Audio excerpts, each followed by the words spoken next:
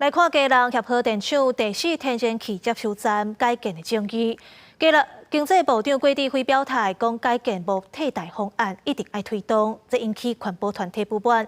环团强调，当地海洋生态丰富，甚至含水产动植物的保育区范围是动态，若要开发，就要斟酌。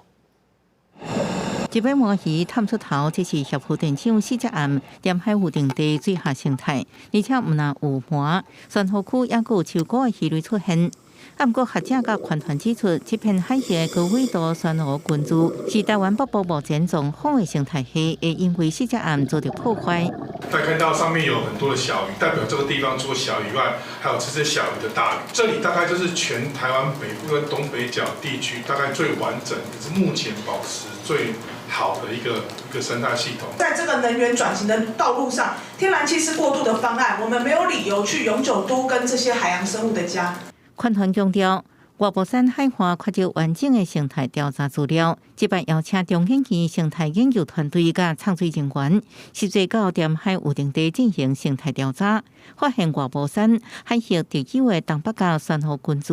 有东北角海域沿海丰富生态，不应该这么简单就被破坏。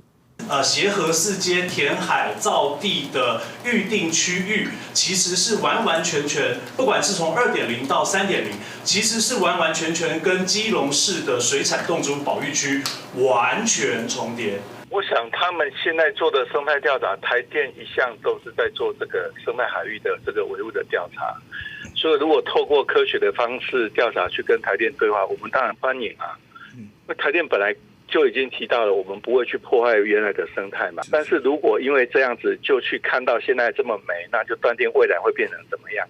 我觉得这有一点点以偏概全了啦吼。对环团的讲法，台电强调，台电一直关心海洋环境，为1806年开始就咧进行海洋生态的记录，免因为环团公布的画面都否定用心。也强调协和电厂改造天然气，提供基隆稳定的电力，也因互空污排放更较低，确实有伊的必要性。记者综合报道。